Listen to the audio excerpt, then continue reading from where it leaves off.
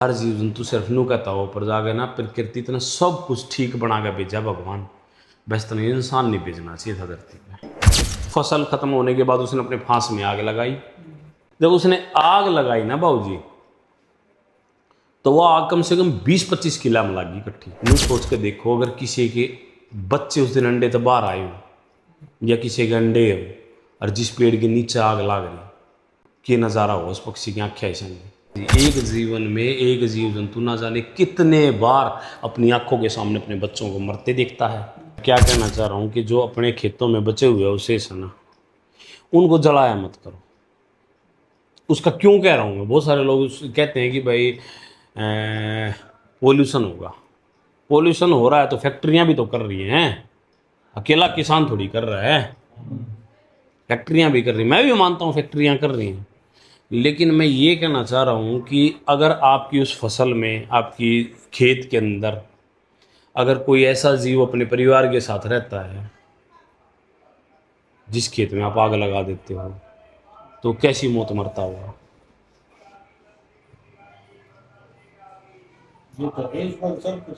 बताओ जी आप, वो कैसी मौत मरता होगा जो उड़ नहीं सकता। मैंने ऐसा ऐसा नज़ारा देखा, मैं बहुत खुश होता था कि मैं जाता था तो पेड़ों के ऊपर ना कुछ पेड़ थे वहाँ, उन पेड़ों के ऊपर पक्षियाँ बहुत रहते थे, काफ़ी सारे पक्षी रहते थे।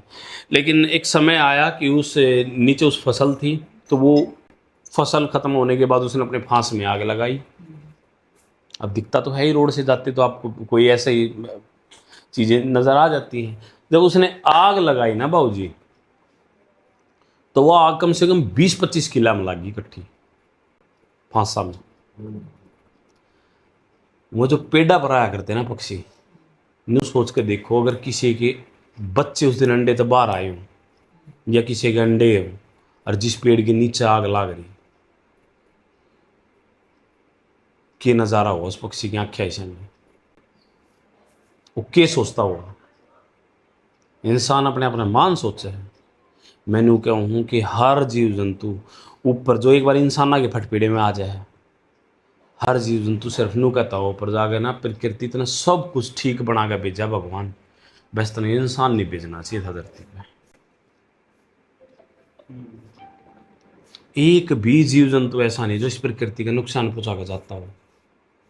है कोई ऐसा जीव भगवान के द्वारा भेजा गया जो पेड़ काटता हो, इस प्रकृति का सर्वनाश करना अगर है कोई ऐसा? सिर्फ एक इंसान, सिर्फ एक इंसान।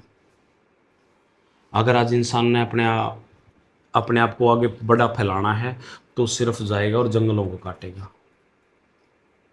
जगह चाहिएगी तो पेड़ों को काटेगा। एक इंसान के सिवाय इस धरती पर ऐसा कोई जीव जंतु नहीं है कि जिसके, इंसान के घर में अगर किसी बच्चे का जन्म होता तो उसके हिस्से में कोई ना कोई ज़मीन का टुकड़ा आ जाता है। एक भी ऐसा जीव जंतु नहीं है कि जिसके हिस्से में ज़मीन का टुकड़ा आता हो।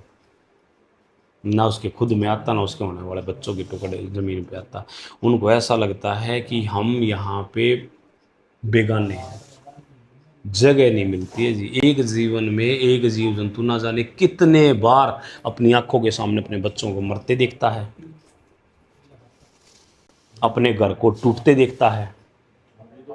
और इंसानों की गलती से, इंसानों की गलती से उसका उसमें कोई रोल नहीं है, बल्कि उस जीव जंतु का कोई रोल नहीं है उसमें, इंसानों की गलतियों से ये कर्म कांड हो रहे हैं।